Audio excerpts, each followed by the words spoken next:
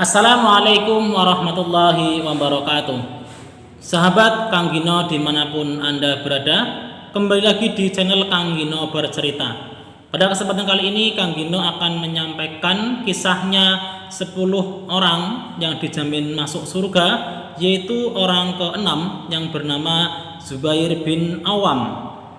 Siapakah Zubair itu sehingga beliau mendapatkan keistimewaan, mendapat jaminan masuk surga? Beginilah kiranya kisah Zubair bin Awam.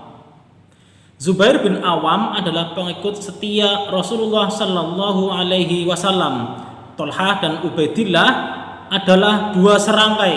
Bila yang seseorang disebut, maka yang kedua pun disebut. Mereka sama-sama beriman pada tahun yang sama dan wafat dalam tahun yang sama pula. Kedua-duanya antara Zubair bin Awam dan Tolhah bin Ubaidillah tergolong 10 orang yang mendapat mubasyirin bil jannah, atau orang yang mendapat kabar gembira masuk surga. Az-Zubair bin Awam masuk Islam dalam usia 15 tahun dan ia hijrah dalam usia 18 tahun sesudah menderita penganiayaan dan siksaan karena mempertahankan keimanannya. Pamannya sendirilah yang menyiksanya. Zubair digulung ke dalam tikar, lalu kakinya digantung di atas dan di bawah kepalanya ditaruh api yang membara. Pamannya berkata, "Kembali kamu kepada penyembahan berhala." Tetapi Zubair menjawab, "Saya tidak akan kembali kafir lagi sama sekali." Peperangan pertama Zubair bin Awam antara syirik dan iman. Zubair adalah prajurit dakwah yang selalu menyandang senjata untuk melawan orang-orang yang menghendaki gugurnya dakwah Islamiyah selagi dalam kandungan. Kepahlawanannya telah tampak pertama kali pada waktu perang Badar. Dalam peperangan itu, pasukan Quraisy menempatkan pendekarnya di barisan terdepan yang dipimpin oleh Ubaidillah bin Said bin As. Dia dikenal sebagai orang yang paling berani, paling pandai dalam menunggang kuda, dan paling kejam terhadap lawan. Kaum Quraisy sengaja menempatkannya di barisan terdepan untuk menantang pahlawan-pahlawan berkuda kaum muslimin. Zubair segera memandang ke arah Ubaidah. Ternyata seluruh tubuhnya terbalut senjata atau baju besi sehingga sulit ditembus dengan senjata. Yang tampak dari Ubaidah hanya kedua matanya saja. Zubair berpikir bagaimana caranya mengalahkan musuhnya yang berbaju besi itu, dan ia menemukan cara yang jitu. Setelah siap, Zubair terjun ke medan tempur dan terjadilah perang tanding yang seru sekali. Dalam 2 kali putaran, Zubair mengarahkan lembingnya ke mata Ubaidah dan berhasil menusuk kedua mata itu sampai ke belakang kepalanya. Ubaidah, pendekar Quraisy itu berteriak dan jatuh tersungkur tanpa gerak. Menyaksikan terbunuhnya Ubaidah yang tragis ini, barisan kaum musyrikin ketakutan. Lembing milik Az-Zubair kemudian diminta oleh Rasulullah Sallallahu Alaihi Wasallam. Lembing itu kemudian berada di tangan Abu Bakar, Umar, Utsman, Ali, dan Abdullah bin Zubair meminta lembing itu untuk disimpannya. Terbunuhnya pendekar Quraisy Ubaidah menambah semangat juang umat Islam dalam setiap peperangan, dan mereka selalu mendapatkan kemenangannya. Rasulullah SAW pun sangat mencintai Zubair.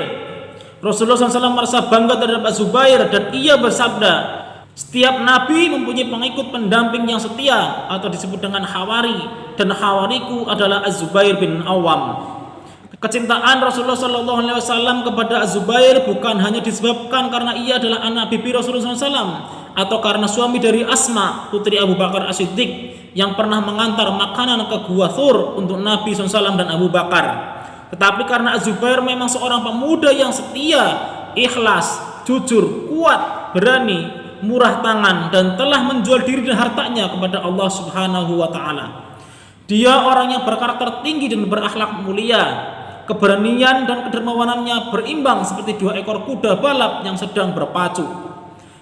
Dia adalah seorang pengelola perdagangan yang berhasil dan hartawan, tapi hartanya selalu diinfakkan untuk perjuangan Islam. Bahkan ia wafat dalam keadaan menanggung hutang.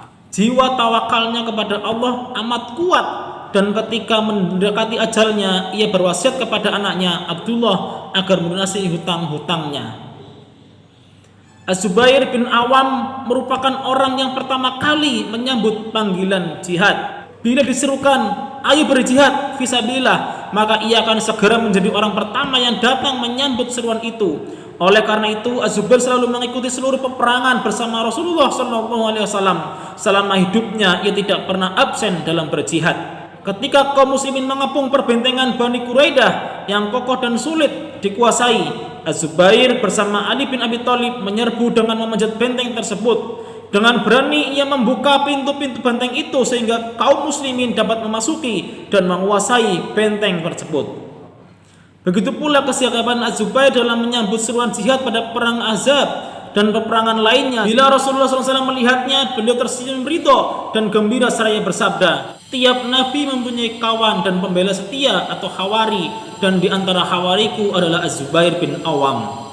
Zubair tercatat dalam rombongan yang pernah hijrah ke negeri Habasyah sebelum hijrah ke Madinah.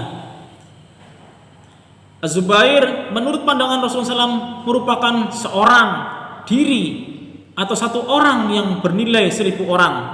Ketika Amr bin As meminta bala bantuan tentara berkuda kepada Amir Mukminin Umar bin Khattab untuk memperkuat pasukan memasuki negeri Mesir dan mengalahkan tentara Romawi yang pada waktu itu menduduki Mesir, Umar radhiyallahu anhu mengirim 4000 prajurit yang dipimpin oleh 4 orang komandan, dan ia juga menulis surat yang isinya, aku mengirim 4000 prajurit bala tentara bantuan yang dipimpin 4 orang sahabat yang terkemuka dan masing-masing bernilai 1000 orang.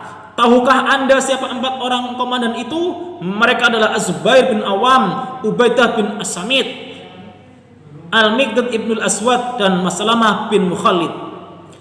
Ketika menghadapi benteng Babylon, kaum muslimin sukar membuka dan menguasainya. Az-Zubair memanjat dinding tersebut dengan tangga, lalu ia berseru Allahu Akbar dan disambut dengan kalimat tauhid oleh pasukan yang berada di luar benteng. Hal itu membuat pasukan musuh gentar, panik, dan meninggalkan pos-pos pertahanan mereka, sehingga Az-Zubair dan kawan-kawannya bergegas membuka pintu gerbang. Maka tercapailah kemenangan yang gemilang pada kaum muslimin. Wafatnya Az-Zubair bin Awam. Ketika terjadi pertempuran Al-Jamal antara pasukan yang dipimpin oleh Siti Aisyah radhiyallahu anha dengan pasukan Ali bin Abi Thalib radhiyallahu anhu, Az-Zubair bertemu dengan Ali dan menyatakan dirinya tidak lagi memihak dan akan berusaha mendamaikan kedua pasukan itu. Setelah itu maka dia pun pergi, tetapi dia dibuntuti oleh beberapa orang yang menginginkan berlanjutnya fitnah dan perang. Az-Zubair ditikam ketika sedang menghadap Allah dalam keadaan menunaikan ibadah sholat. Demikianlah sahabat Kang Gino dimanapun Anda berada, kisahnya sahabat Az-Zubair bin Awam yang bisa kita ambil hikmahnya dalam kehidupan kita sehari-hari.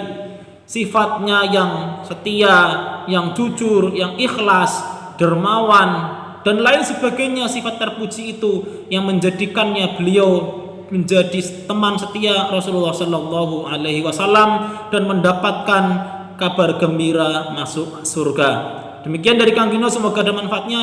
Wassalamualaikum warahmatullahi wabarakatuh.